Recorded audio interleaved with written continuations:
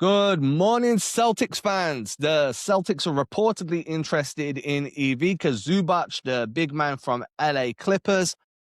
I'm a big fan of Zubac. I think he's been one of the most steady non-shooting bigs in the league for years. Boston needs somebody to come in there and kind of anchor that big man rotation. They lost a bunch of talent during the summer. Al Horford left, Luke Cornett left, Kristaps Porzingis was traded. There was a lot of moving parts that left Neemias Queta being elevated into that starting five, and then having Luka Garza, who's having somewhat of a breakout over the last few weeks, coming in from the Timberwolves, struggled early in the season. All of a sudden, he's kind of refound that role after Mazzulla moved away from going small, and is doing some good work both defensively, which nobody expected, and project majorly on the offensive glass. My name is Adam Taylor. I cover the Celtics for USA Today. I'm also found over at Nesson and, of course, the Celtics Chronicle newsletter. Link is in the description of every video. Go show me some love. I'm joined by my boy, my homie, compadre, co-host in crime, Mr. Billy Calabrese. What's popping, Billy? What's going on? We want Big Z in Boston, huh? Yeah, that Big Zoo, man. I think Big Zoo is going to be the guy to help get this team moving towards that next level. Now, the Celtics are already there, second in the East, had a great West Coast road trip, dropped a clanger against the Trailblazers, managed to kind of bounce back quickly, reel off 3 straight wins while out West, came back, heavy legs against the Bulls, still managed to get it done, showed some real character in that one. But come Tuesday, Michael Scotto of Hoopsite reported that the Celtics were among several teams that have shown interest in Zubac. He did note that interest was primarily when the Clippers were just off to a stinker. 6-21. They've turned things around recently, but that interest is still going to be there, especially he named 2 teams specifically, Boston and Indiana. Both teams in need of a big. Indiana lost Miles Turner when he signed for the Milwaukee Bucks after they waived and stretched Damian Lillard, and Boston, we've just gone through their losses. So let's just start here. Billy, where you at with Zubac as a talent, as a candidate to come in and improve the Celtics? Do you think that's the guy that you should be going for? Do you have your eye on somebody else? Where are you? Where are you standing? That's one of the best possible guys you could really get to put with Tatum, Brown, White. He fits the timeline. He's the right age. He's the right kind of player. I think you just add him to this roster and you just punch a ticket to the finals. Now, I don't know if he's the type of big that'll get you over the top, but it'll definitely be the type of big that gets you out of the East.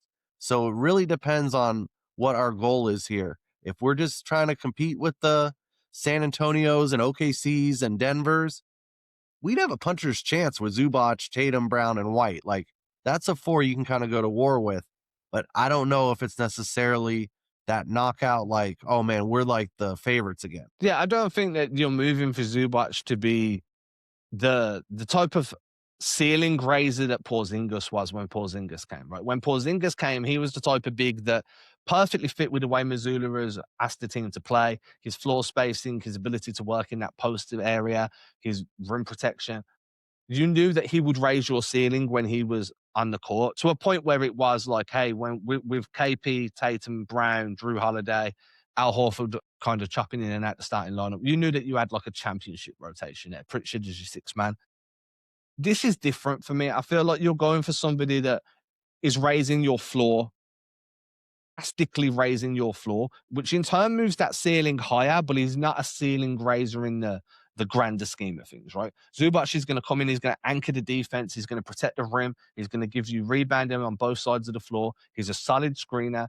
He's one of the most fundamentally sound bigs that you could be moving for. I have him in terms of like fundamentals, I have him in the same bucket as Jakob Poeltl.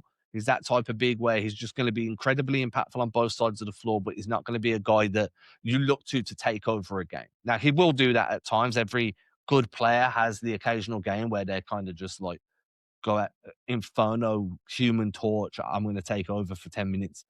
It's fine. But that's not what you're asking from him. You're asking him to anchor everything else around you. And by putting him in this rotation, you unlock the rebounding you need to play at a higher pace. You run Zubac as a trail man. You have him operating as a drag screener that's going to allow you to come off screens early up the court and get downhill faster. He unlocks a lot of the style of play that what Boston have been speaking about looking to work towards.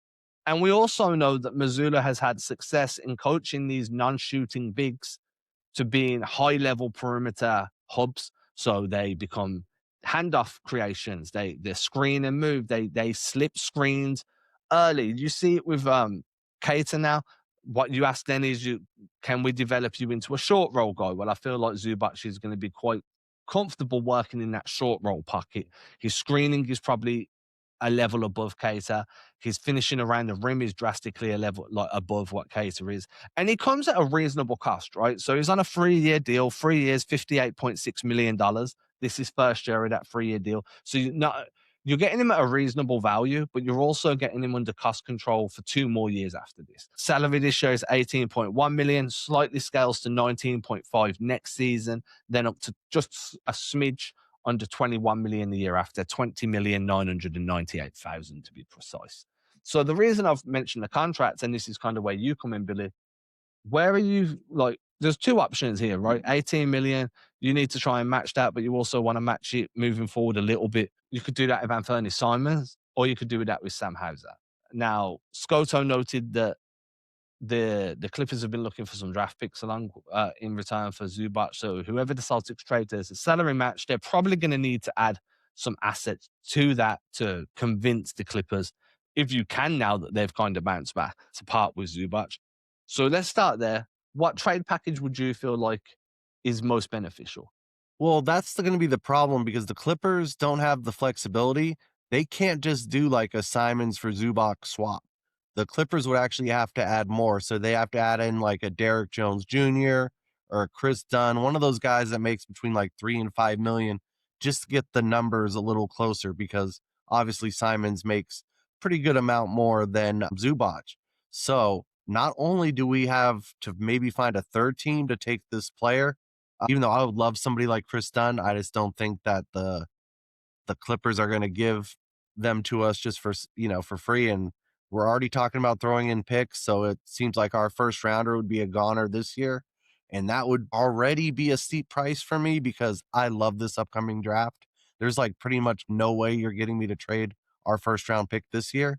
So now it's getting into the point where it's like, is the juice worth? Because I'm going to have to give up Simons, who's actually been playing really well and has finally found a role on this team where he's really valuable. That's the biggest unspoken kind of issue, right? Is yes, you Simons is a trade candidate. He's on an expiring deal. He was when he was bought in, my outlook was always, what can you get for Simons? Because whatever you get for Simons essentially adds on to what you got in the Holiday trade. So you want to maximize what you got in return for Drew Holiday.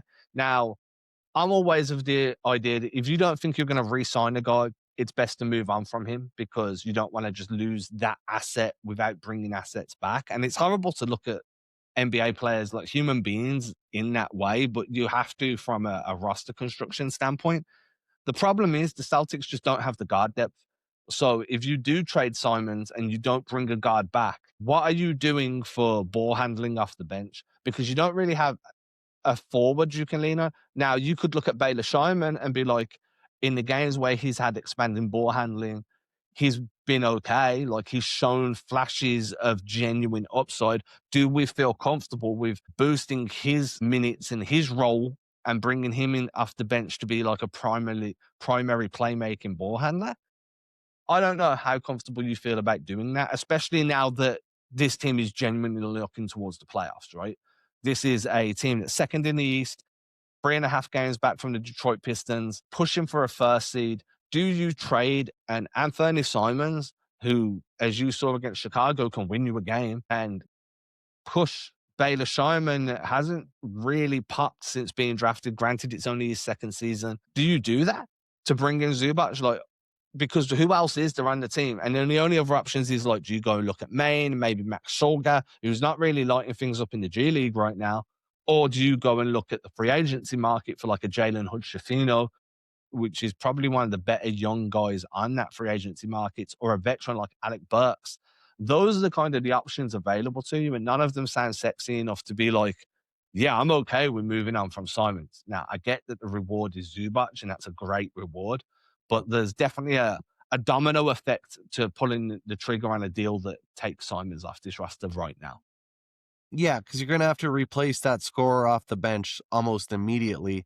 And honestly, with the buyout market coming up, I mean, do you really think like a Chris Middleton type or anybody like it's gonna be like that? It's gonna be an older guy trying to have one last hurrah, and that almost never works out. The other elephant in the room is like, are we just gonna completely destroy Kata's confidence by bringing in a center and putting him back into the backup role? I mean, the point where I am with it is Cater is a secondary big, as far as I'm concerned. He's playing out of his mind right now, and he's definitely earned the opportunity to be a starting five. And I think a playoff run with him at the starting five would be great for his overall development.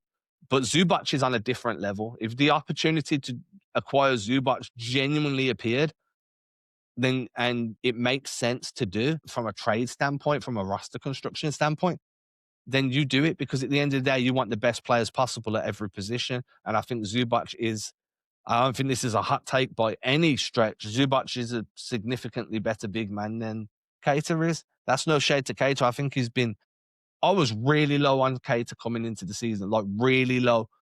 I think he's been exceptionally good for the role he's kind of stepped into from where he came from. He was a fourth string big man last season. He barely saw meaningful minutes on a consistent basis. And now he's the starting five and he's pulling down double doubles and his screening's improved. His timing on when to slip and when to roll has improved. His hands on the catch has improved. His ability to protect the rim without fouling is starting to improve. Okay, the finishing around the rim needs to get better. That's still a bit of a bugbearer for me. It grinds my gears a little bit. But overall, it's been a huge jump for him. And I understand that. But from a Brad Stevens' perspective, no, if Zubac is available and you can get him, then you go and get him. I don't see why you'd worry about how that impacts Cater to when making the deal. You figure that out afterwards. And I feel like Missoula's the perfect coach to kind of, if someone's confidence does drop, he'll help rebuild it in a tough way, but he'll help. Yeah, and I think if Brad believes that this is Kata's ceiling, then you do make this kind of move.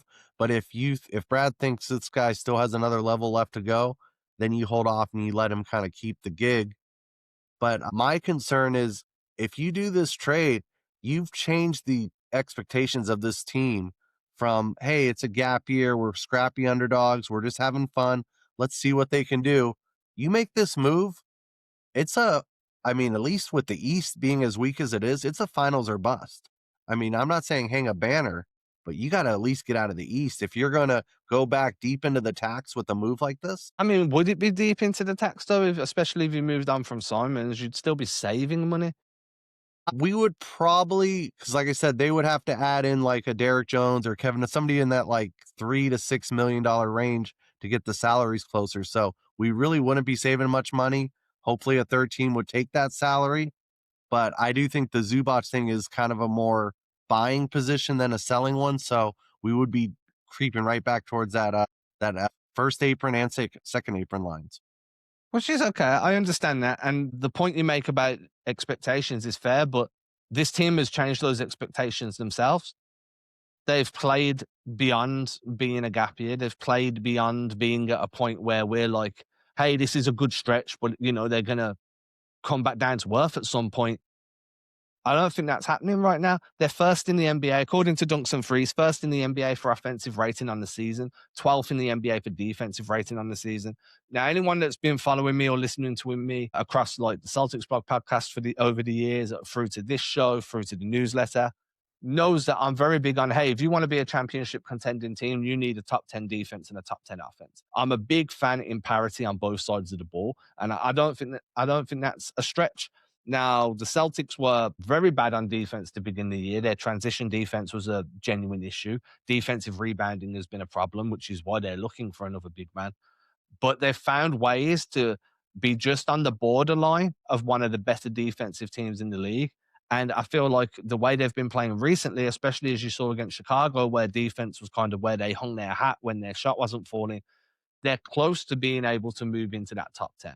So when you're a top 10 offense and a top 10 defense, and we're almost halfway through the season, at that point, to me, expectations have naturally changed. They've evolved because you're proving you're more than what people expected. And I wrote about that the other day, right? I wrote, it feels good. Humble pie has never tasted so good was the title of the article, where I kind of went into the different ways that Missoula has kind of led this team beyond expectations and the way everyone's built up to it. So yeah, I get what you're saying, but the Celtics have put themselves in a position to be biased, at least from my standpoint. Yeah, I just worry about that with Tatum coming back, and you're just gonna throw him into basically into a furnace, man. Because if there's championship expectations, he's not gonna have a lot of wiggle room to get back to himself. I've been very vocal on not wanting Tatum back this year. I'm not changing that stance. If he comes back, great. I'm going to support it. I'm going to be the biggest, loudest voice cheering him on to, like, get back to his best and really be impactful. I just think that this team is doing so well right now that they don't need to bring Tatum back and rush him back because you're already winning at a high clip. And if we're being honest, do we see this team as a championship contender right now? No. With Zubac back, maybe. If they get Zubac, maybe. Bring Tatum back, and he's 80% of who he was before he got hurt while he's working through everything. Then definitely they're a contending team. But I do feel like I'd much rather see what this team can do and then insert Tatum next year. And I'm not here for all that Jalen's team, Jason's team. It's the Jay's team. When one guy is down, you lift the other one up. When, sometimes you carry more load than I do. Sometimes I carry more than you do. So no, I'm not worried about that so much. I'm very focused on you try and build the best team possible and then you plug the pieces in where they're available. Zubac feels like I can't see another big man that's better than Zubac becoming available in the next 12 months unless something drastically goes wrong somewhere. Yeah, and that's a fair point. I just wonder how available he is right now because the Clippers are creeping right back into where they're supposed to be, and they cannot tank because they don't have their pick, and the whole NBA does not want the freaking Thunder to get a lottery pick. So, I mean, the Clippers really do need to make the playoffs because that pick going to OKC would be a disaster for everyone. I really don't know how available Zubats is. And if he is, it's going to be such a high price where we're giving up picks. We're giving up a player that actually we kind of need for a playoff run if we are serious about trying to get out of the East this year in Simons. I'm really conflicted about how to do it unless you're gonna tell me like, "Hey, Tatum's coming back and we have to have a team around him when he's back." So the way I've looked at this is like, hey, you can get there with a deal around Hauser, right? And I've always been very big on if you're a high volume 3-point shooting team, you need one of the best 3-point shooters in the league. And you have that in Sam Hauser. Trading him away feels counterintuitive to the style of play that you actually have and what you ask of him. It's going to be really hard to replace that movement shooting that he brings. But his contract makes a little bit more sense. You wouldn't need as much maneuverability. You could probably get away with like, and you're the cap guy here, but like something like Hauser, 2 seconds and a first in a couple of years, right? If you needed to. Now that's a ridiculously high price for Zubac. But again, if you're like, hey, this dude is under 3 years contract, so we're getting for half of this season plus 2 more years. He's going to be our starting big for the next however many years because hopefully it's going to work out and we'll re-sign him down the line. He's only he's 28 now, so you probably he's just entering his prime, so you're going to get him for his entire prime plus some of the back end after that, with all being well. And then you're like, okay, so we do this. The Clippers get a sharpshooter. Now, I do agree with what you said. This made more sense when the Clippers were starting off bad, and it was like, hey, the only way you're going to get fixed this right now is to rebuild, sell all your prized assets off for draft picks, enter this year's draft with a fistful, and figure shit out on the fly. That's obviously not the case right now, which makes it harder to see the Clippers parting with Zubac. But at the same time, they might feel like they need a change. They might feel like something needs to be different there. How would you feel? And obviously, again, you know the numbers better than I do. How would you feel about a package built around Sam Hauser and picks? It would have to be Hauser and more because the salaries aren't exact, and the Clippers are. Because what is Hauser at for this year, off the top of your head? I'm just pulled it up. Hauser is at yeah, so it would need to be more actually. Hauser's at 10 million, so would it need to be 8 I mean, million more? we don't really have anybody in that like 6-7 range to throw right there. 6, 7. Yeah, So I yeah, I had didn't do to that on purpose. had to. Yeah, I mean, look, man, I'm just throwing things out there. You can see the dog's been lying on me. I've got stuff all over this jacket. It's going in the wash. Didn't notice. Don't judge me. It's early. Yeah, I mean, like I say, I'm just throwing stuff out there. It's just ideas of ways to not have to part with Simons. The other option is, as you said, if you do a deal with if you do a deal with Simons and send him over to the Clippers, maybe you try and get Chris Dunn back, so you have a ball handler. You have somebody that can give you a semblance of playmaking with some scoring. Now, Simons is a unique talent just because of the way he can get hot and the scoring versatility he has. You lose that. Then there's the question of like, oh, if we get Chris Dunn, do we put Chris Dunn next to Derek White? So then Peyton Pritchard moves back to the bench to give you that scoring punch. But Pritchard has been doing so well as a starter that is that fair? But again, you make the moves you have to make and then you fix what you have to fix after. It's just hard. I do like the idea that, trading Simons for Zubac is, I don't know if you guys have that saying in America, but like borrowing from Peter to pay Paul. Do you ever hear that saying? Of course. Yeah. So it's the same shit, We right? have Catholics out here. But that's what it is, right? You're borrowing from Peter to pay Paul because that's where you're at. You're in a position where you need to upgrade the 5, and your guard rotation is not set beyond this season. So now you have a choice to make. Do you run with Simons and figure it out in the summer? Either try and re-sign him or accept the fact that it was a 1-year rental and off he goes into the distance. You get nothing in return. Or do you flip Simons for 3 years of control over Zubac, who's going to drastically improve you at the 5, but weaken you at the 1 and the 2? That is there's no right answer here. There just isn't. If Zubac is available, I feel like you need to go and make that move because you get multiple years of a quality big man entering his prime. The only way you change my mind there is if you're like, hey, they're going to re-sign Simons at a deal that's more fitting to the role and the skill level that he's shown. I don't know if that's the case, but Simons' contract is an issue long term if that's the number he's looking for again, in my opinion. Yeah, at the end of the day, I'm for it because it just raises your ceiling. But I mean, I need stipulations. I need somebody to take that second guy, even though I would love a Chris Dunn or like a Derek Jones. I just don't want the money. I want to get Zubac and I want to stay in a nice cap space where we can make some moves over the summer and keep going. Because, like I said, I don't think that wins us the title this year, no matter what we do. So if we're just pushing for a finals run, I'm cool with that. But I want to have the flexibility in the summer to really get the guys we need to get over the hump. So, and I mean, this is me being greedy. I don't want to give the pick this year. I don't want to give the future first. I'll give them as many seconds as they want, but I don't want to give up the first. I mean, I understand that for sure. I think that in terms of making the finals or being like that's what you need to do, we came into the season expecting them to be a playing team. You make the Eastern Conference Finals and you get bounced out, it's a success. Now, if you lose to the Knicks, it's not a success. You lost last year. Don't do it again this year to the same team. At least let it be the Pistons. Jokes aside, you make it to the Eastern Conference Finals coming in when you came into the season as a play-in kind of like where people saw you. That's a success. Whether you made an in-season trade or not, we came into the season expecting an in-season trade. We came into the season expecting Simons to be the guy in the in-season trade. So expectations are just being met there in terms of if you make a move for Zubac or whoever else and you move Simons. Expectations are being exceeded if you make it to the Eastern Conference Finals, to the NBA Final. So I'm not going to say that they need to make the NBA Finals to make this Zubac deal a success or kind of worthwhile, because that move is being made with next season and the season after in mind, as well as this season. So I'd be okay with like a deep postseason run, whether it's the Eastern Conference Finals, the NBA Finals, whatever it may be. Cool, go off. But yeah, I just think that overall it's tough. It's a hard sell to try and pull him away from the Clippers. It's a hard sell to move on from Simons when you don't have the guard depth. They do have the open roster spot. So again, you've got a couple of young names on the free agency market, but they're there for a reason. If teams had faith in them, they would be under contract. Let's just make that clear.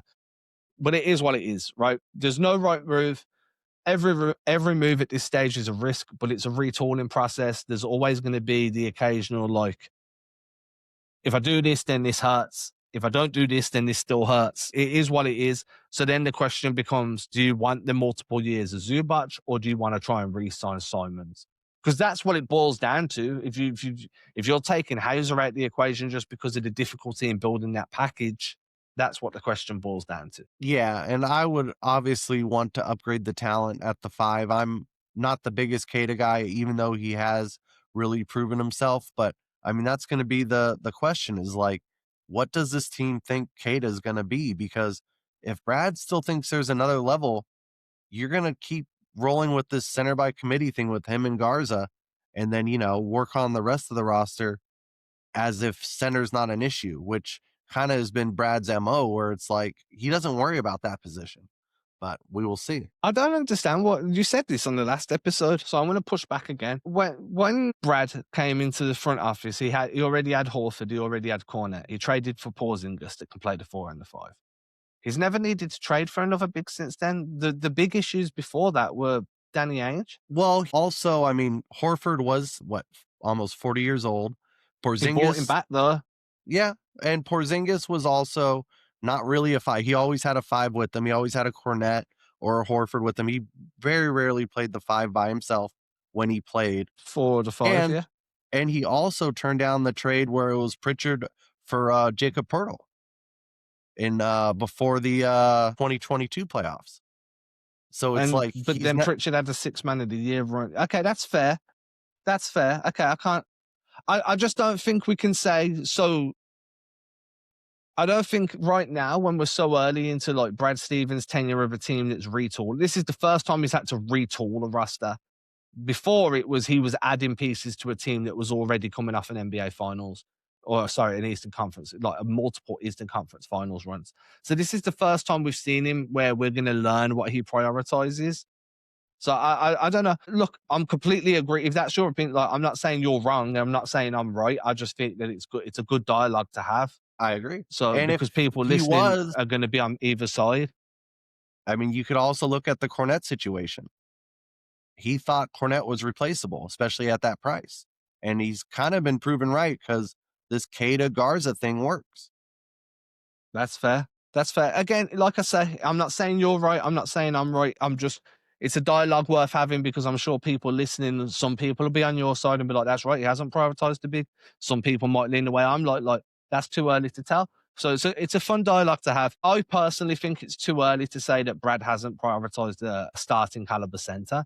Now, if Zubac was genuinely available, genuinely, all reporting out there was like the Clippers want to be done with Zubac and Brad Stevens passed it up, I'd be leaning with you. He's not prioritizing the 5. We're not there yet. I'm sure we will learn that over the next 18 months, whether he does believe that the 5 is a priority or he does see, that low-cost rim runner kind of big man by committee as a viable option. If he does, then I'm going to move. I'll be singing from the same hymn sheet as you very quickly. So it was just a question, and I just thought it would be a good dialogue to have. Because we disagree on this, and I'm just like, I just haven't seen it, and I know like evidence of absence is an absence of evidence and all, but it's just until I see it, I'm not going to believe that he's a big man hunter. Like he's had opportunities. Like, do we win the finals in 2022 with Portal? I don't know. I do. I am a big Poeltl fan. Same. Like, you know what I mean? Like, I am a big Poeltl fan. But then it's tough, right? But then you don't win in 2024, right? Oh, my bad. I was just going to say, you do that trade and say you do win in 2022. You don't win in 2024 because you don't get Drew, you don't get Porzingis, you don't make those moves. So you have an older Smart, you have a banged up Rob, but you have Portal. So like, I don't know. Like it's really, those sliding doors trades are so fun to me. And Pritchard was essential in that championship season. He was essential last year. You're not having the year you're having now if you move on from. So, yeah, look, it's a lot of revisionist history. I get it. Stevens may have wanted to keep some roster flexibility at the time of turning down the Poeltl trade as well. Again, I think that right now, the way you put it, we have an absence of evidence. It's not an evidence of absence. We have an absence of evidence. So I think that, over the next 18 months, we will learn whether Stevens does or doesn't value the big the way a lot of Celtics fans do. But, we'll keep disagreeing on this. I'm sure we'll touch on it again. And That's fine. If we agreed on everything, it'd be boring for everyone. It'd be boring for us. I like the fact that we're bouncing off each other a little bit. With that being said, I'm just going to ask you straight up. If the deal was on the table, Anfernee Simons, 2 future seconds, maybe a first round pick swap down the line as well, do you say yes to the deal? There's other bits there, there's players coming in and out to make the money work, but that's the core framework. Anfernee Simons, 2 seconds, a future first round swap. Would you do that deal? I'm such a Zubac guy, man. I love the idea of him setting screens for Tatum. Like, I just can have dreams about that already. So yeah, I'd be in. Me too.